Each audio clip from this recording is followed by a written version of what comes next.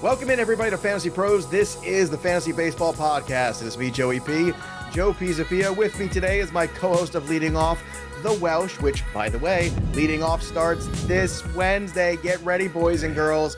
Every day, noon Eastern, The Welsh, myself, and a cast of lovable characters will be talking baseball with you. It's going to be absolutely magnificent. So if you haven't already, subscribe to our youtube.com/FantasyPros MLB channel. But today, our topic is league winners, because I believe there's some guys we've identified and talked about over the last 2 months that we really feel can be the difference makers. So if you still have drafts left, we're going to go through 20 names for you. We each made a list of 10.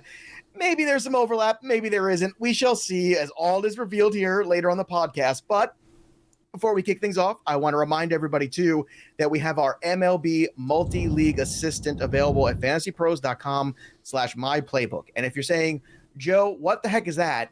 I'm going to tell you. It is magnificent. The MLB multi-league assistant, what this does is it helps you manage all of your teams from all these different websites. If you're playing on ESPN and CBS and Fantrax and this one, all in one place. Saves you time, saves you energy. I'm telling you, Welsh, I know this is your favorite thing ever, and it's unbelievable. You could search free agents on there, who's available in your league. They've got cheat sheets that rank the top available players. Now, look, it's a very useful tool, but only the MVP and Hall of Fame subscribers have access to it. So subscribe today if you haven't already. Make your life easier. If you've got a lot of investment in teams, make an investment in Fantasy Pros to help manage those teams. You can even set your lineups.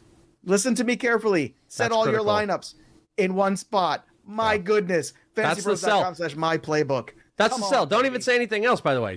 All the other stuff, delete all that last minute and go, guess what you can do? Set all your lineups for one place. Done. Sold. I'm good. Come on. You're all playing in more than one league. Who are you kidding? That's why you're listening to this show. Multi-league assistant for MLB. Again, that's FantasyPros.com/myplaybook. Join MVP, Hall of Fame subscriber levels. And then you go join the Discord at FantasyPros.com/chat. And then you can talk to us if you're at that level. Basically, your life just gets better when you subscribe at a higher level here. Sure. It just does. And you get more interaction with us, which I know you can't get enough of. Also, Welsh, we have a winner. You like winners, Welsh? A winner what? John from PA won the Austin Riley jersey, thanks to pristineauction.com. So that's going to go to John. Congratulations. It wasn't. Are you sure it wasn't John? Welsh from AZ? Are you sure it wasn't? It wasn't Welsh. Oh, you know okay. What? He finished second or third. Oh, okay. All right. Congratulations, but you know what that John. does mean? We have a new MLB giveaway. That's right. And this one you're going to like. It's the Vlad Guerrero Jr. baseball autograph by Vlad Guerrero Jr. I got one of those. I got one of those back here. So wow. I mean, I still take it, but I do have one. So. If you don't have a Vladimir Guerrero Jr. baseball, or you want to add to your collection of autographed Vlad Guerrero Jr. baseballs, head over to FantasyPros.com/contest. Again, if you've already subscribed to our YouTube channel at YouTube.com/FantasyPros MLB, you click the notifications button, you take a screenshot, you go to FantasyPros.com/MLB contest, and you enter. Just like that. It's so easy.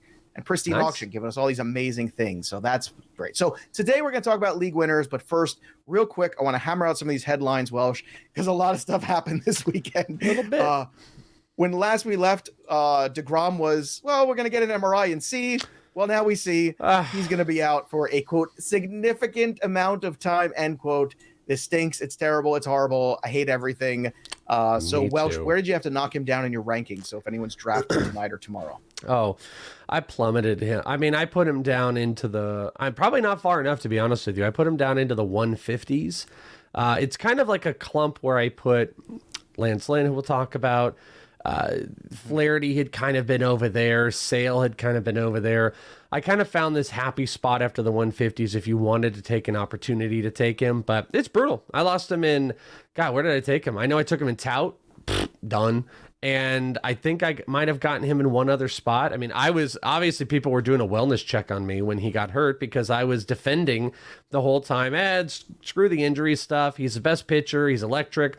All of a sudden, he's going 2 overall in main events over on NFBC. And then exactly the problem with him came up. And I'm well aware, like, I'm holding my breath because it's the same stuff I do with Byron Buxton. I'm like, don't even worry about it. Just go with the talent. And these guys continuously get hurt. It's brutal. I'm not interested. I'll tell you one thing. Back in the day, I really, really was interested in buying these injured guys for a playoff run in head-to-head. The only format I'm really interested in reaching for, I'll say all these guys, the Tatis. And I'm saying reaching and having to pay significant price. Right. Tatis Jr. or DeGrom is in head-to-head simply because I can get them full strength for the back half of the year in a playoff run, and that gives me an advantage. And that is a strategy. But I know some can make excuses in Roto. I still just don't want to do it. And points, it's a no-go. It's an absolute no-go. I'm not going to eat no points for a significant price for, a month or 6 weeks or whatever it is. So I pushed him down. He's going post 125. I had like 3 drafts I did, 4 drafts this weekend, and he never went above, I think, 125 in some deeper leagues. So once you get into that 120-ish range, you could start considering, but I wouldn't do it before. Yeah, Lance Lynn, who's going to miss a month with a knee surgery, he's going. I'm more apt to take Lance Lynn than I am DeGrom. I drafted him as he got hurt. I literally drafted him as he got hurt in a really big. I think it was our Roto League, or in this league, Roto League, with like my 4th pick. It was a 16-team league, and I took him. And then minutes later, I saw the injury, and I was like, "Oh my god!" But to your point, it's not the same type of injury. Andrew Luck retired a couple of hours after. Oh yeah, I didn't. Yeah, I think I remember that happened. I remember that. And I lost my mind on Twitter about it. Yeah, and then you still like win that league that year. Wasn't the one you won? Yeah, that was a crazy one. I did. What was the quarter? I'll say, didn't you get like a great quarterback you picked up off the wire? I believe so. Yeah, I think I magic. I'm trying to remember who that was. I have to go back. But this is the baseball show, so nobody cares. Yeah. But to the same point, though, you can come back. So it's like Lance Lynn, it's Bassett, it's Rodon. Like that to me is kind of where I live. I know some people. I'd rather have them past that. Hands down. Yeah, I have Lynn lower. It's in that universe, at least for me right now. Like Zach Gallen or Lance Lynn.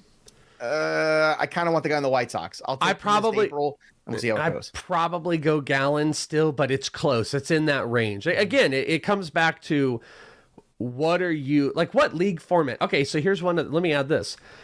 I was thinking in a bigger league format, a 15. I've been doing 16 league drafts. If I'm in a 10-team league, I'm actually more likely to take these guys. I'm more likely to reach and take Tatis, Lynn, and DeGrom because the pool to replace them with is so much better. And the advantage you get, because that's the hard part about 10 sometimes, is getting an advantage over other players. I actually would bump them up to try to get them, assuming you got IL spots, maybe not all of them, but I would draft those guys higher than what the consensus thought process is right now, which DeGrom, post 120, Lynn maybe around 100, and I've seen Tatis floating around like 90 to 100. I'd reach up for them in a 10-man league.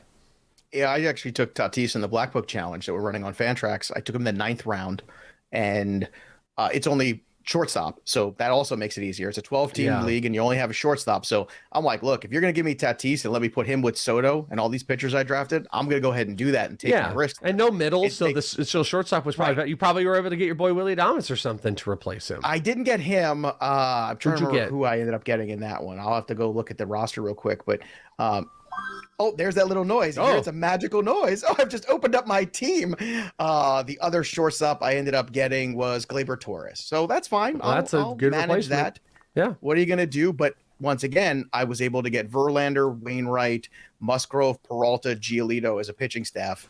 And basically, by the time it's all done, I still got Austin Riley. I've got Fernando Tatis and Juan Soto to anchor that offense. So that would be the ideal situation there if Tatis comes back healthy. But you're right. You know the format you're playing in, know the structure you're playing in, and know how aggressive you can be or how much risk you can take on. Because I agree with you. Some guys are not worth the risk, and the deeper the format, the more challenging that risk becomes because the replacement value sucks. Can we talk about something positive? Sure. Bobby Witt Jr. is going to play opening day. Julio Rodriguez is going to play opening day. Welsh, I'm as giddy as a little schoolgirl about this. I love it. I'm so excited. We're actually going to get great prospects starting opening day. Hooray for the new CBA. Hooray. I got to tell you, so I mean, I've been calling the Bobby Witt one forever, so this wasn't a big surprise to me. I'm just happy it happened. Go listen to Betting Pros if you want to hear what our Rookie of the Year bet picks are. But the Julio one had a really weird ride. So follow me here. On, what was this? I guess Sunday, I had done a show with James Anderson the day before, RotoWire, who's a big Julio guy, and he had drafted Julio insanely high, I think, in a main event.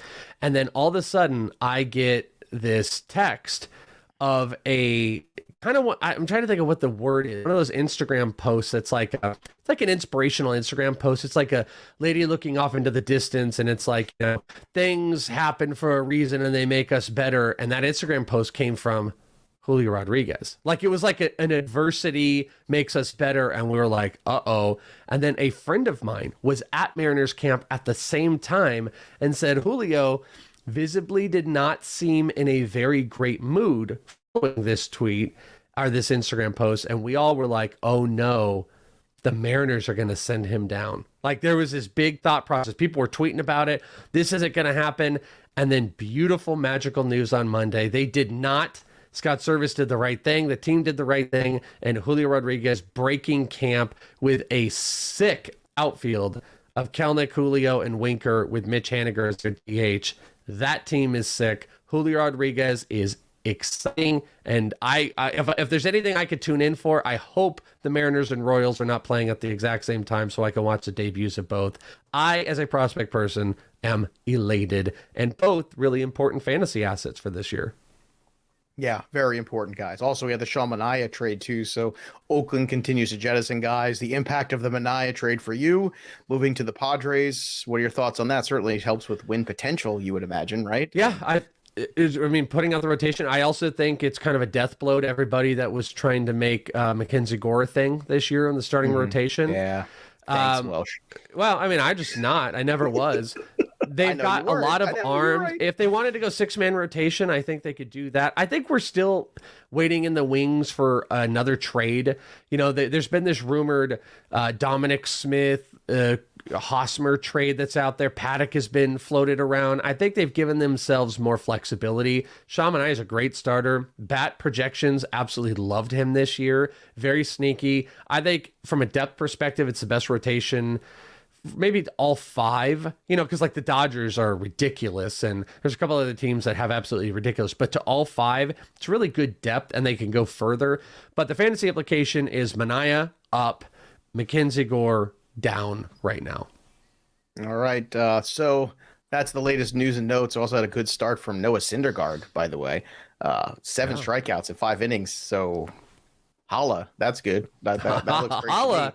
Did you drop a holla on Noah? Holla, I think I did. And we just did a Betting Pro show together. So if you're looking to make some wagers, go over to and listen to the Betting Pros podcast or go to the YouTube channel for Betting Pros. Welsh and I just went through all the win totals we like, the futures and all these things. And one of the teams I thought had a shot at a division really is the Angels. If they get Syndergaard right, if Ohtani stays healthy, Sandoval pitches up to his abilities, then all of a sudden the Angels could be interesting. So this is good news for that investment. Yeah. So go check that out on our Betting Pro side. Some really good stuff there. So Welsh, we've each made a list here of 10 league winners this year. Checked it twice. Let's start with yours. I've picked guys from 82 to 310 right now in terms of ADP.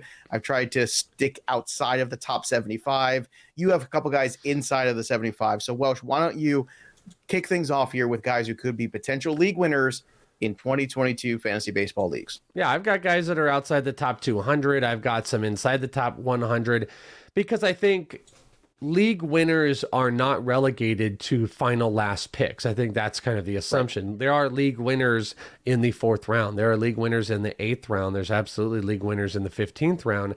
And I've talked about this guy ad nauseum. The reason that a top 50 guy can be a league winner is when they can go from you getting them in the 4th round and them producing 1st round talent. And that is why Byron Buxton is a league winner this year. I know you have him as a bust. I do not. He looks phenomenal in the spring. 47 on the consensus. I hope I do too. And if I am, he's a league winner that you got 1st round talent in the 4th or 5th round, and top it off that there's all these like kind of injured guys spattered around. Not that you want to take the risk, but what if you got Buxton and what if you got like Tatis way later? A 10-man league, you could You could run ramp shot there where you get Buxton. I you think could it's have rough shot. Tatis. You just did it. I? You haven't had a Welshism in a long dang time it. where Welsh has a thing, and I've been doing shows with Welsh for like 10 years. I'm congested, and I was trying to hold myself there, and then I was like, I'm going to say this I almost wrong. let you go on it, but then you did it twice, and you made two different ones. It's run rough shot. What Welsh likes to do is he likes to run rough shot. I don't know Car why. ramrod. Car ramrod. Yeah. I think I was car ramrod. I don't know what it is, but Super Welsh Troopers likes to was create what I do. new sayings that don't I exist. do. It's called a Welshism. It's a Welshism. And he puts them together and creates a new one. Like instead of which I'm trying to remember one of the classic ones. No, I know there's some good ones. We should have what we really should do is we should have like a journal tab. of them. We should have we should have the Welshism book. It's like baseballism, but Welshism, and we should be tabbing out all the fake words that I say, and then we'll just put them together like a dictionary, and we could put those together at the end of the year. But regardless of the point, Buxton in a 10-man league, that is the league winner that you could add on to other pieces. Doesn't matter what format it is. Buxton at 47, probably no shocker for anybody that I said that. First round talent, almost at 50. Well, it's no shocker for people to hear me talk about Justin Verlander at 82 overall. There's not a lot of guys you're going to draft around 82 that could be the best pitcher you draft in your league. And he could absolutely contend for a Cy Young. We just talked about it. I think it was like, 22-1 or something like that. I've already made the investment in him at Cy Young because I like him as a long shot. A couple years ago, we're talking about a guy striking out 300 guys, 290 guys. We're talking about a guy whose ERA was ridiculously good. The whip was ridiculously good. He's always limited the walks. He is very far removed from Tommy John. I understand he's been away a little bit, but have we not learned that the layoffs sometimes for guys, especially the older ones, are good? Adam Wainwright, Buster Posey. Have we watched some of these older guys have a bigger break and all of a sudden, I know some of those guys had injuries too. Posey did, but still, like, let's realize that this break, this longer layoff might be a good thing for Justin Verlander. And if he gets back to that form at 82, this guy could be a fantasy ace this year and an absolute league winner. So I would be very aggressive. And he started at like 150. I think we started doing shows. Now he's at 82. Yeah. At the end of the day, he might finish as a top 10 arm. I love this one. It's very possible. Yeah, you got a lot of ones that I really like on here. Well, that's okay. We can agree. And I want Byron Buxton to be good. I want nothing more than to sit here at the end of the year and go, look at Byron Buxton go. Finally, it was what it was supposed to be. Sure. I can't do it anymore. If it's I know you can. Well, listen, many times. I will tell you, I think the concept of league winner also, I want to explain some guys that could be league winners, even if I am big or not big on them necessarily, because, everyone's going to have different opinions and you guys may sit and there's context to team construction. Perfect example is my number 2. Adalberto Mondesi is the definition of a league winner and can be a league loser. He is maybe the most volatile player in the top 100, but from volatility, it's from bottom to top. If you are playing in a format where you can get an advantage on steals, not points, but let's say it's a bigger roto league, Adalberto Mondesi and the steals that he can have can set you completely apart. I mean, he can single-handedly win you that category. In a head-to-head perspective, he can win you weeks alone. His volatility makes him tough, but if he were to be consistent on a team that looks pretty consistent now, if he could stay healthy and consistent, Mondesi would be a league winner. Do I believe he will be? I don't know. Would I target him? I actually would. In deeper leagues, I've been trying to target him. In smaller leagues, I'm not, because I think I can make up the stolen bases in other spots. And frankly, I take his teammate, Whit Merrifield, a little bit more. But he's the definition of a league winner.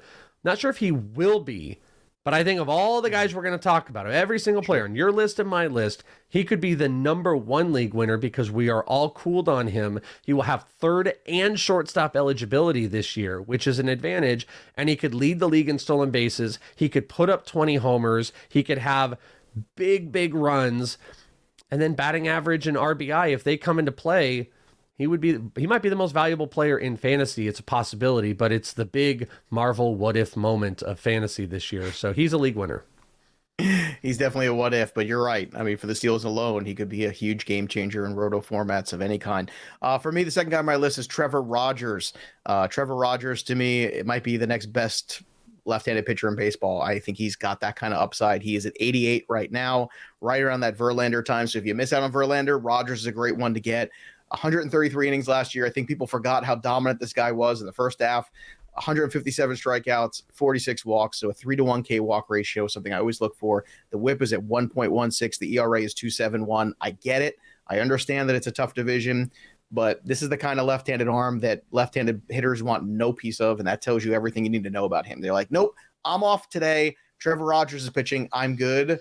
I think he should be good for probably around 175 innings this year too. So that I like a lot about Rogers. So Rogers, another league winner. I like these aces that you can draft after getting a whole bunch of offense early on, and then looking for guys like Verlander, Trevor Rogers, maybe double tap those two guys and start a rotation that way. To me, that's the approach this season. Welsh, who's number 3 on your list of league winners? All right, so we're going to continue. I've got this and one more. These are my volatility guys. My top 4 are volatility, league winners, insane upside, huge downside. And number 3 is pretty obvious. FantasyPros consensus right now is at 99. It is Fernando Tatis Jr., just like we talked about. I don't need to get much more into it because I think we've hit a lot of the stuff. This is a guy that if you play in a head-to-head format could win you the second half. This is a guy on the Roto stats that could still put up elite numbers that are better than 2 or 3 of outside of 2 or 3 at his position alone.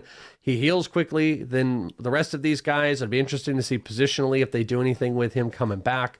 But Tatis Jr. is a league winner, but he takes a lot of strategy and a lot of paying attention in your draft to make him work on your roster construction, because I think you can get a little ahead of yourself, just be like, ooh, I'm going to go take Tatis and I'm going to just take him. And then all of a sudden you really kind of screwed yourself as far as the roster construction on what you're playing. But know your league format, know your targets and really pay attention, and you can make it work and he can win your league. Agreed 100%. I'm glad we had that conversation at the top of the show too, because I think people needed to hear that. I think that's important to understand. Yeah, you can do this. You can draft Tatis. You just got to be smart about how you do it. Bobby Witt Jr., the next player. Tatis is 99 ADP. Bobby Witt Jr. is 100. And to me, it's not a lot of guys out there that offer the power speed combination, the high batting average. This guy throttled the minor leagues last year. I would have picked this one, really by the way, but you picked it. You're just so smart. You picked it ahead of time, and I couldn't do this, but I could not agree with this one anymore. And I have to sometimes drink a second time to get back into focus here on the YouTube channel. That happens. This is the beauty of live podcasting. So I wish that was a mug, by the way. I wish that was like a hot tea mug, and you were just like, Bobby Witt. Well, there might be some moments with the tea, I think, because we had that conversation. I switched from the coffee to the tea. So we'll see how that goes. And leading off, just spoiler alert, there might be some segments built around teeing that. off. Do it. Teeing off on leading off or spilling tea, who knows? But thanks for the heads up there. Bobby Witt Jr. to me is a guy that I think is gonna, just the way he throttled the minor league pitchers, he's gonna throttle the major league pitchers. I think he's the real deal. I don't like the can't miss label because it's too much pressure. It is. But there's guys that we've seen come up and just rake, whether it be the Sotos, the Wander Francos of the world. I think Bobby Witt's gonna come up and he's just gonna be Bobby Witt, and he might not reach the incredible, oh my God, superstar level in year 1. I don't expect that, but I expect Tatis a pretty good player at that return on investment. Tatis did. And he might be close. I think he's more in that ilk than he is in the guys that come up and struggle right away. That's my inkling, at least when it comes This is not Dylan Carlson. This is not Alec Bohm. He's built differently. He's a different dude. Yeah, and also team construction really works well for him. I think the guys that are surrounded with him are really, really good. He can handle the pressure. He's been doing it for a long time. He's looked fantastic out here. I was at Royals camp on Sunday. I stopped over there, and he was doing BP with Salvi out there, and he was just crushing balls. And he did get. I was also at Friday night. I was at Royals and Padres. And Yu Darvish definitely got him bundled up a couple times. And I do expect some little hurdles, but sure. I think push comes to shove at the end of the year. This is a major fantasy impact guy. My only problem with this one, there's literally only one problem. The consensus is not caught up to what people are doing in drafts. We say 100. Right. I see him going in the 50s right now. So there's a battle in there where, he went in the 50s in multiple drafts that I did this weekend. I was thinking you were going to say 70s or something like that. I think you did 50s. Wow. No, it's 50. So that's the battle of this one, but it is a great one. All right, so that's another one on the list here. Let's go to number 4 on your list. Welsh, who do you have? All right. Last of my volatility guys, Cody Bellinger. It's the most ridiculous one I could say. I have nothing else to give you guys because he has struggled mightily in spring training. He strikes out. He's not making great contact. He's messed around with his swing, which, by the way, is something you should, if you're going to do it, you should do it in spring training. He's altered that a couple times. He made some, I think, some big changes in the offseason, maybe to some routine type of stuff that I could throw out there, say behind the scenes sources. But I still believe in Cody Bellinger. I believe in the team context as well. Incredible hitters that he gets to work with. You know, you're looking for slump busters with these type of guys. Being around Mookie Betts, Trey Turner, and Freddie Freeman, to me, can speak wonders. And if he can't get that back together, then he is officially cooked. Maybe other people have already thrown him out. I haven't. He's risky, but it's post 100 cost on Bellinger right now. And this is a guy that I still believe there's 35 plus homers in. I believe there's a major impact bat that can be hitting between the Freddie Freemans and the Mookie Betts. So I think, again, is he a league winner? I'll make the bet. I don't know, but he checks the box of a potential league winner, Cody Bellinger, outside the top 100. It's funny you mentioned about Bobby Witt's ADP being a little, not quite what it is in reality, right? I see the same thing, but the inverse of Cody Bellinger. I've seen him totally, ranked around here 100, and I've seen him go way later. I saw him like 130. Way earlier. Dude, that's so funny you say that. They're the complete opposite ends. Where ADP, the consensus rank on FantasyPros, they're within like 6 of each other, 5 of each other. Yeah, 4. There you go. But they are probably in actual drafts right now going maybe 80 to 90 pick separation between the two. And that's what can separate Bobby Witt from being really high cost to like, is it going to return production, to a Cody Bellinger of like, is it really worth not risking to take Cody Bellinger at 130 at this point when he absolutely has top 30 upside? He has first round potential upside. It's just how far gone are we from that? Spring training gave us nothing, but I'm willing to make that bet. All right, let's see what Michael Kopech can give us at 161. He qualifies at RP and SP for those leagues where you have those mandatory RP spots. Electric fastball, we all know this. Easy heat. It's the thing I love when I watch Kopech. The effort level doesn't look like a max effort kind of guy. Yeah. This is the time to get in on him. This is the time to be bold at 161. This is another pitcher where some of these other pitchers are already dropping like flies, right? DeGrom, Lynn, we're going to have other guys are going to follow suit. But Kopech's that one where the arrow's going up for me. And he pitches for a great team. They're a good defensive team. They're a good offensive team. It's a soft division for the most part. Going to get some really good matchups there against young offenses like the Tigers. The Royals have a good offense, like Welsh pointed out, but still, there's some strikeouts in there that live for sure. And I think Kopech's going to be one of these guys that is really going to, I think, emerge onto the scene as like a star pitcher this year. I think this is the year where it happens. I think we've been teased with it last year, and then this year is the full-time breakout. So give me Kopech at 4. Who's your number 5 league winner, Welsh, on your list? All right, yeah, quicker list here, a little bit more staunch on guys. We're going outside the top 200 of consensus, and I've said this guy many times, Ahmed Rosario. 204 on the consensus rank here. Give me Ahmed Rosario. Power, speed, 5-tool, hitting. I think they've got him slotted at 2 in that lineup. And I think that he's a potential league winner. In some formats, he qualifies at outfield and shortstop. So he's a guy, tried to get everywhere, couldn't get every single spot, but I do want him everywhere. Ahmed Rosario, league winner. Well, Justin Upton got DFA'd, which means Joe Adele, skyrocket, baby. Let's go. Maybe he has just figured it out. Sure, Brandon Marsh is there too.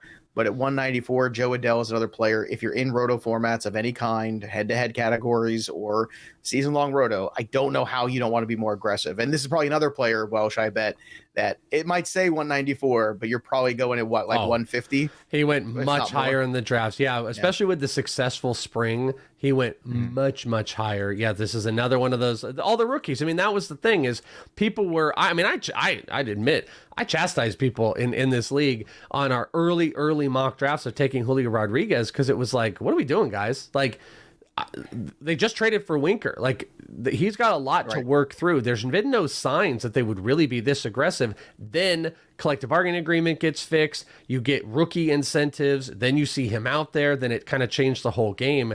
But it was all speculation. Same thing with Tort, all these guys. And then now that you have confirmed jobs, rocket up. Well, and Joe Adele is a little different from that. But he did get confirmation, though. I think people were worried. There was a legit time where people were like, Brandon Marsh might unseat Joe Adell because they would say they can't get out from Justin Upton. They've got no DH spot. And what if Adell got sent back down? Well, that's gone now. And Adell has crushed in spring training. So it's been great. Yeah, the other thing that helped Julio Rodriguez is Jared Kelenic not being able to square up a baseball very well. That's a problem. He's got to fix that. But it's not at the it's not at the expense. No, Julio's not up at the expense of. No, but still, it's certainly one to pay attention. But Joe Adell, you want to be aggressive, that's fine. If people still aren't aggressive in shallower leagues, be aggressive. Joe Adell has that opportunity, and it may fail. But if he reaches the potential of what this prospect was, I mean, 2 years ago, this was one of the top 5 prospects in baseball everyone was talking about. We couldn't get enough Joe Adell. So let's not lose sight of that. Let's try to have a longer memory, because that's the kind of impact he might be able to make. And again, I keep driving this home. The power speed combination in roto leagues is something to be very excited about. All right, let's go to your number 6 on your list here. Well, should we have a league winner is actually going to stick with the exact same team with the Guardians, and a league winner, Miles Straw. I know it's crazy. I've never been the biggest empty category chaser, and what I mean by that is a guy that gets a lot of one thing and then kind of sinks you in a couple other spots. But Miles Straw is one of the few players that could lead baseball in stolen bases this year. A very high likelihood, I think, from a projection standpoint, to finish top 5, and he's going post 200. He's also theoretically going to lead off for the Guardians. Not a big power guy, can make contact. He would be a batting average run stolen bases guy. Post 200, you missed out on Witt, you missed out on Mondesi, you missed out on the big stolen base guys. You should make sure you get Miles Straw. I did it this weekend in this giant 18-team league we do, our ITL Champs League, and I didn't have great stolen bases. I reached up for Miles Straw because he's going to put me over on stolen bases. And a post 200 guy with 30-plus stolens and leading off, that might be a guy that can be a league winner. I would agree. Now, I had an Angels pitcher on this list, but I think I'm going to change it after some of the weekend news, which is I'm going to go from Patrick Sandoval, who's a guy we've talked about a lot. Let's go with Noah Syndergaard. And let's go with a guy on a 1-year show me deal. And if he regains the velocity of old, let's not forget, when you're looking at high-end velocity in the major leagues, Noah Syndergaard was it for like a 2 to 3 year window. He was the dude. He was so good, and he's had a lot of injuries, and maybe getting out of New York is good. Maybe a fresh start is good, but it's that 1-year contract. I love those guys on those 1-year deals. I remember when Adrian Beltre was on that 1-year deal. I was in Boston that 1 year.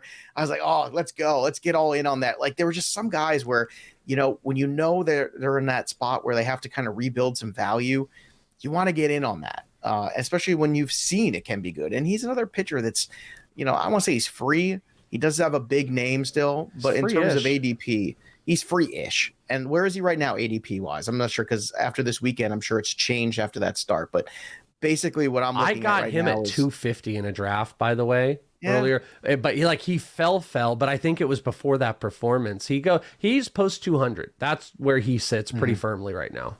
Yeah, and I think he's worth a shot because the rotation spot is his. How many innings can he throw? Look, realistically, I think if you draft him even post 200 and you get 140 innings out of him, that's great. And you say, well, how is that a league winner? It is, because what if you were the same team that drafted Lynn or Jacob deGrom, and you don't have those guys in April and May potentially? What if Syndergaard can be that bridge to getting those guys potentially back healthy, and then you run from there? So yeah, Syndergaard to me can be a league winner because of that, because he might be there early and dominant. And that gives you time to play the waiver wire. That gives you time to, oh, look, there's Nick Lodolo on the waiver wire, or somebody else who's going to get called up and make some starts for the big league club. That's what you're going to look for. All right. Yeah. So those are the number 6 guys for me. Welsh, who's next on your list? Number 7, I might be getting a little nuts here with some of the young guys, but the cost, Spencer Torkelson. So here's the interesting thing about Torque. He's got a 232. He isn't following the same trajectory as like Julio or Adell or Bobby Witt to the same degree. Now, he doesn't steal bases, which is part of that, but Torque is more prolific power guy than I think is being given credit for, and he's made a real concerted effort. I've personally seen in person over the last 6 months from the AFL to now, where you can see him stop trying to destroy baseballs as much as he knows he can. And he was hitting for more contact. He was really singles heavy in the AFL. And I think there was a purposefulness to that. And I think that's a good thing, especially for a guy like him who, he understands the own book that's on him, which is, low, breaking balls low, or even fastballs really low, because he's aggressive lower in the zone. He can attack baseballs high. That I worry about some of the growing pains, but post 200, a first baseman that can hit 30 plus homers and be at the middle of an order that's got Javi Baez and Miggy in there and some fast guys in Badu and Grossman. I really like that. This might be a stretch as far as like league winner, but first base can get really ugly really quick if people hoard it. And guess what? Breaking news. They do. They do. Like, as much as I've preached Joey Votto and CJ Cron later, people aren't comfortable with just a first baseman. They want those guys as their corner infield. So it can get away from you, and it can get away really quick. And Spencer Torkelson could be one of those guys that kind of brings you back and saves you. So again, I might be being a bit dramatic because I'm super excited about the rookies, but 232, Spencer Torkelson, gimme. How many games do you think Torkelson plays this year at the big league level? I mean, if he gets hurt or something like that, I put it over under. I don't think he comes out of the lineup. Let's say 135, 140. Okay. Well, I would say 150. I'd be comfortable with 150 as well, but somewhere in that range between 130 and 150. I think the 30 or the 40 I feel pretty good about. I think that's kind of where I would live with him personally. But I want to talk about another guy, another big time prospect a couple years ago that people sort of soured on and forgot about. And let's see, he's got 971 OPS so far in the spring. I like that. He qualifies at second and shortstop. I like that. He plays in Colorado. I love that. That's the best. And last year he hit left-handed pitching. He hit right-handed pitching. And if you look at the splits too, which everybody always wants to kill these guys in Colorado, guess what? If you look at Brendan Rodgers' splits last year at home, 280 with a 723 OPS. Well, that's not so great. In Colorado, you think, this should be better. Away, 289, 873. A guy can hit on the road. Eventually, the Colorado numbers are going to propped up. It's going to happen for Brendan Rodgers. So Brendan Rodgers is a guy right now that if you look at the splits and you're worried about him, you say, he's a Colorado guy. He's already proven he can hit outside of Colorado. I'm not worried about that. And the Colorado factor over a longer period than 51 games is going to rear its head. It's going to be a positive one. So to me, you have that dual eligibility. I think he's got a path to the everyday job there. I like Brendan Rodgers. I got him on all my teams this year. I'm a fan. So let's go to another guy on Welsh's list. Let's go to number 8 on your list. Welsh, who do you have? Uptick velocity in the rotation for the Marlins. He saw a 2 to 3 uptick in his fastball. Usage looks back. He's a command guy. I've talked about him. Don't mean to be boring. Jesus Luzardo. I don't usually do I don't say I got him on all my teams or anything like that, but I literally might have him on all my teams. I might have Jesus Luzardo on every single team that I could possibly have him on. He's been a major target because he's free on the back end. He has got probably top 30 SP upside, maybe more. Maybe I'm just being a little bit dramatic, or I'm bringing him down a little bit, but major strikeouts. Command is where he used to be. I think he's a smart pitcher. And it's a great rotation of really smart guys. And look at what the Marlins have done. Look at what they've done with their pitchers. Jesus Luzardo is already showing some of those signs. So he might be the retread of Trevor Rogers and could be next year a top 100 overall player. So Luzardo could be one of the linchpins of your rotation and could be a league winner. All right. For me, another guy is Joe Ryan, a guy from the Tampa system, is now in the Minnesota system. He's going to have a rotation spot. In fact, he's the opening day starter, right? Did I read that correctly? I believe. Yes, that is the case. Yeah, he's the opening day starter, yeah. Yeah, so that means he's going to make a fair amount of starts. And not every league winner is a superstar player. Not every league winner has a career year. Sometimes league winners are guys that you can plug in there. You can draft really late. In terms of ADP, he's a guy that's going at 210 right now. To me, this is a guy that you can feel pretty good about that rotation. The Twins might be better than people realize. I think they might be one of the sneaky teams. If Buxton comes true and you get Kirilloff healthy and you get Correa playing well, the Twins might be spunky. They might be this year's team that people say, didn't really see that coming. It would be also on guys like Bailey Ober pitching well and guys like Joe Ryan. So yeah. Joe Ryan's another one of those dudes for me at number 8. Let's go to number 9 on your list of league winners. Welsh, who do you have? All right, so this is cheating. I'm going to cheat on this one because I think there's a multitude of these guys, and I'm going to just call it the late closer. So I've been adamant about taking, at least one of the top guys. Frankly, I'd like it if you had two guys that you can feel consistent with and you don't have to mess around. I think there's going to be tons of money that's going to be spent fab-wise and waiver claims on closers in the first month or so. Not saying you don't want to be involved in it, but if you don't have to get there, great. But pay attention to the closer market, especially this week, because we've had situations that have worked themselves out. Like, it looks like the Nationals with Rainey might be a guy. So Rainey might be a player that you pick up. Alex Colomé closing. That might be a guy that you want to pick up.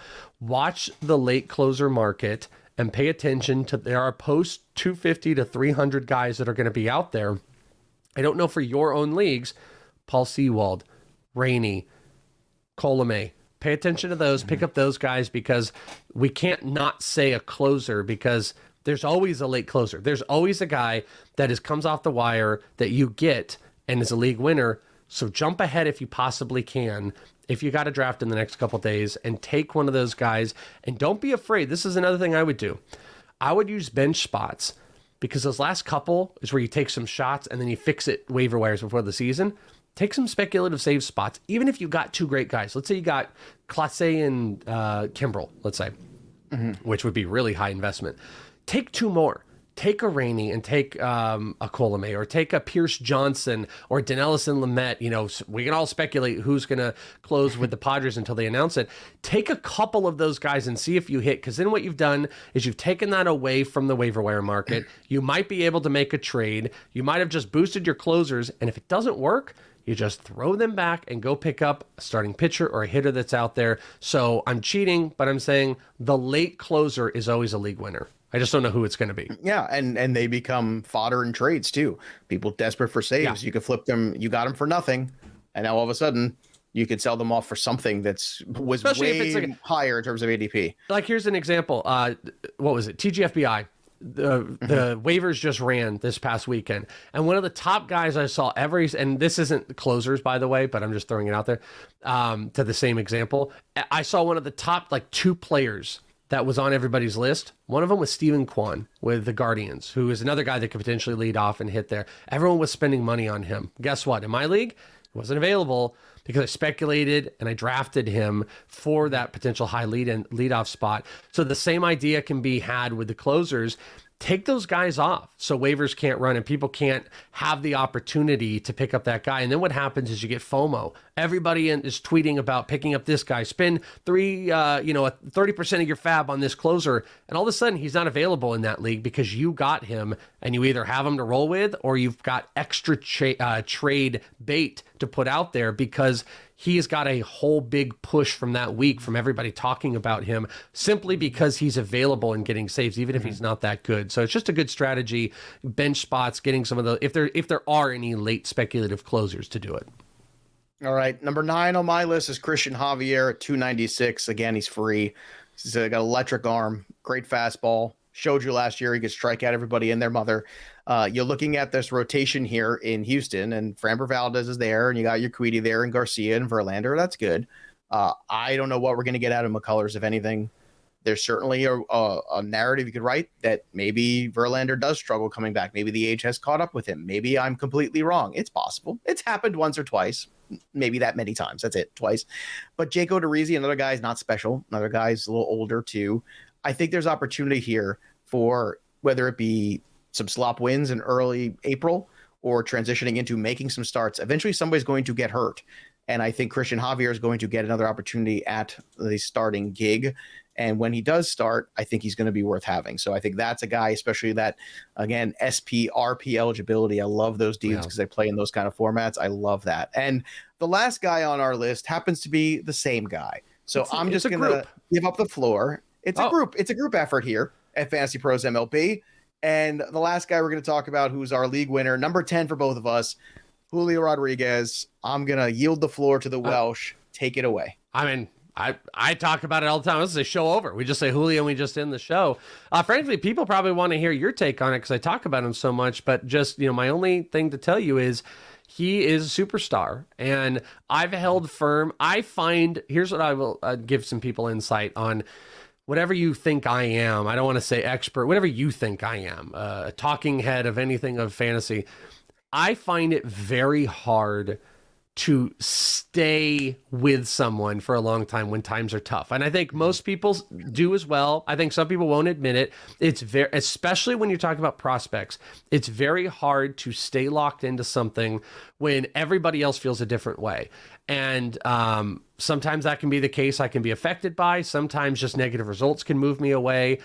But if there's one thing I've stayed consistent with for 4 years, maybe 5, I don't remember now, it is Julio Rodriguez. When every human being loved Jared Kelenic because he was in the majors over Julio Rodriguez, all prospect people had him number 1. I had Julio over him. I have always been a Julio guy. I will attest to that. You've always been a Julio guy. I think he's a superstar. I think he has got immense raw power. He told me in the AFL, I'm very proud of that moment, an interview I had on field with him, where that AFL in 2019 or 18, he wanted to steal more bases. He told me that. He's like, I want to steal more bases. He was pissed that he got caught, thrown out in the AFL in a game. And he was like, I didn't get thrown out. And he had 2 stolen bases already in the AFL. He proceeded to have 3 or 4 more. And now he's become a stolen base threat. That's part of his game. He physically looks like one of the most impressive baseball players in all of baseball. He's taller than me, 6'5", 6'6", rock. He's an absolute right. He looks like the Rock. He's going to hit big power. He's going to steal bases. He's a 5-tool player. He's going to have some bumps and bruises along the way, which I'm a little bit worried about and why I didn't think he would be called up. But if they believe he's ready to go, I've seen the bat live all off season, and I got to tell you, I might try to even hit them today before before it's all said and done. Julio Rodriguez is a league winner because he can do it all. I hope he doesn't go the Kelenic route, but I'm willing to make the bet. He doesn't cost post 300 right now. After this, he's going to cost it probably inside the top 200. Mm-hmm. But Joe, you put him on this list. I kind of stole this because I agree with you. So is there any last things you have on Julio? Well, the only thing is, the caveat is I think there's going to be some strikeouts. So in those head-to-head points leagues, I think you have to take that with a grain of salt. I do think there will be some of those ups and downs, as you're saying. But I think the opportunity there, and I would even say that he's a player in redraft leagues if he gets off to a hot start. I would absolutely consider selling for the moon. Like if you could turn him into a player. I agree with that. Like if I could turn Julio Rodriguez after an incredible first 6 weeks into Fernando Tatis Jr. in a redraft league, I make that trade every day of the week. So I think that's something to think about is if he gets off to a hot start, as more tape gets out on you, you get figured out a little bit, things happen. And I do worry about that. So I'll just caution that there is a downside. But once again, it makes you a league winner. Because if you get off to that hard start and you are incredible to begin with, that's great. If I flip you for an asset that's more tried and true that ends up carrying me into and through the playoffs, that's awesome. Julio Rodriguez just helped me win my league. So on that note, there's lots of different ways to win a league. And I think we gave you a lot of different names with a lot of different ways. So my names were Verlander, Trevor Rogers, Bobby Witt Jr., Michael Kopech, Noah Syndergaard, Joe Adell, Brendan Rodgers, Joe Ryan, Christian Javier, and of course, Julio Rodriguez. Welsh had Julio Rodriguez, Byron Buxton, Adalberto Mondesi, Fernando Tatis Jr., Cody Bellinger, Ahmed Rosario, Miles Straw, Spencer Torkelson, Jesus Luzardo, and the elusive late closer. There you have it. Make sure you head over to fantasypros.com/myplaybook today, right now, as soon as the pod is over, and go become an MVP or Hall of Fame subscriber. You have access then to the MLB Multi-League Assistant. Again, you can search all your waiver wires. You can set all your lineups from one place. It is heaven on earth. And it's only at fantasypros.com/myplaybook. Again, for the MLB Multi-League Assistant. Doesn't matter if you're playing on, again, Fantrax, ESPN, Yahoo. They're all on there. CBS. All those leagues. You play in 10 teams. You're a lunatic who's playing in 10 leagues. This is the thing you need. And it's got all these bells and whistles, too, that's going to help you manage your rosters all year. Look for free agents. You got the cheat sheet feature there, the free agent finder, so many cool things. Just go check it out. Trust me. Also, go win a Vlad Guerrero autographed Vlad Guerrero Jr., not senior. Got to be specific there. Autographed baseball by subscribing to our YouTube channel, youtube.com/fantasyprosmlb, and then go enter a contest at fantasypros.com/MLB contest, where you can win that autographed baseball from Vladdy, thanks to our buddies at pristineauction.com. And don't forget, too, starting Wednesday, or starting a day before the season, just to get things off right, Wednesday will be there. Leading off is back, the Welsh, Joey P. Wednesday, noon Eastern. Come get some, join us, be part of the community here at Leading Off. And a shout out too, I've seen our subscribers. We've gone well over 5,000. We're almost at 6,000 subscribers already for the YouTube channel. Keep them coming. Welsh, we're super popular. Did you know that? So popular. It's so popular. Actually, yeah. I mean, numbers are fun. I'm close to an elusive Twitter one. The only Twitter follower count that I've ever cared about. I'm very, very close to it, and we might hit it by opening day, which would make me very happy. And I'm very happy to see the YouTube has. I know, no correlation or anything like that. That I joined the show and it has an exponential growth. It totally has nothing to do with me. Totally odd. Yeah. I'm very happy. I'm very happy about it. Well, go follow Welsh before opening day at Is It the Welsh, because it is the Welsh. So go follow him on the Twitter. It always is. It's always been. Make a milestone. Make a man happy. Do something. We're like 60 away. We're like 60 away from the only milestone, because I don't do the whole I'm 64 followers away. So let's do it. Come on, that's nothing. That's a drop in the bucket. Go follow him at Is It the Welsh, and let's get baseball going. When we come back on Wednesday, baseball will be just about here. So in the meantime, that'll do it for us. But the story of the game goes on for the Welsh. I'm Joey P. We'll see you next time, kids. Thanks for tuning in to the Fantasy Pros YouTube channel. Don't forget to check out our featured videos. And while you're at it, make sure to follow us on Instagram, Facebook, and Twitter at FantasyPros, so you can get the latest news and updates to give you the edge you need in your fantasy league.